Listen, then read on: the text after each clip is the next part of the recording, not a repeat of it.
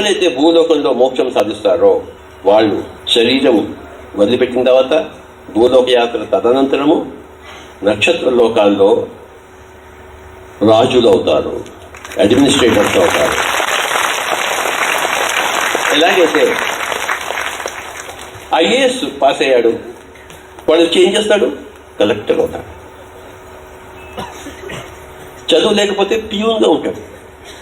IAS pass అయితే collector అవుతాడు. అలాగే ఈ ధ్యానము, జ్ఞానము, ధర్మము, మోక్షము ఇవన్నీ భూలోకంలో ఎవరైతే సాధిస్తారో వాళ్ళు పరలోకాల్లో, నక్షత్ర లోకాల్లో, నక్షత్ర మండలాల్లో అడ్మినిస్ట్రేటర్స్, రాజులు అవుతారు. వాళ్ళని ఏమంటారు? ఇంద్రుడు అంటారు. ఇంద్రుడు అంటే పరిపాలకుడు.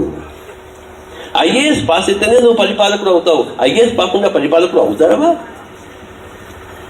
మరి ఈ ధ్యానము, ఈ జ్ఞానము, ఈ ధర్మం అనుష్ఠానం వల్ల, ఈ మోక్షం సాధించడం వల్ల ఇది ఐఏఎస్ పాస్ అయినట్టు భూలోకంలో. అప్పుడు దేవలోకాల్లో ఇంద్ర పదవి వస్తుంది, అడ్మినిస్ట్రేటర్. లేకపోతే పోయానాం, వచ్చానాం, మళ్ళీ పోయానాం, మళ్ళీ వచ్చానాం. పునరపి జననం పునరపి మరణం పునరపి జననీ జఠరాశయనం ఇహ సంసారే బహుదుస్తారే కృపయా పాహి మురారే.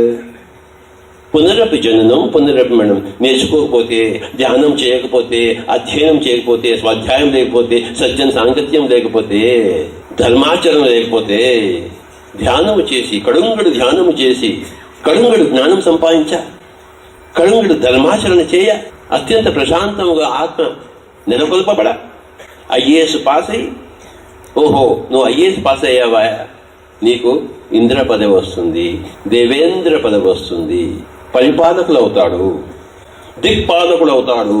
పిరమిడ్ మాస్టర్లందరూ కూడాను ఈ శరీరం వదిలిపెట్టేసిన తర్వాత గొప్ప పదవులు అనేక లోకాల్లో అధిష్ఠించున్నారు. ఐఏఎస్ ఎందుకు పాస్ అవుతావు? నువ్వు పరిపాలకుడు కావడానికి. ఎందుకు కావాలి? దేశం సుభిక్షంగా ఉండడానికి.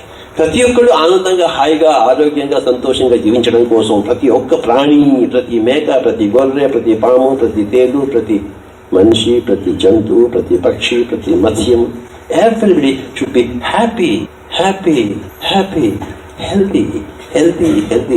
పాలన సరిగ్గా ఉండాలి, పరిపాలన ఉండాలి, దేవతల పాలన ఉండాలి, దేవేంద్రుడి పాలన ఉండాలి. ఐఏఎస్ అంటే ఏంటి తెలుసా?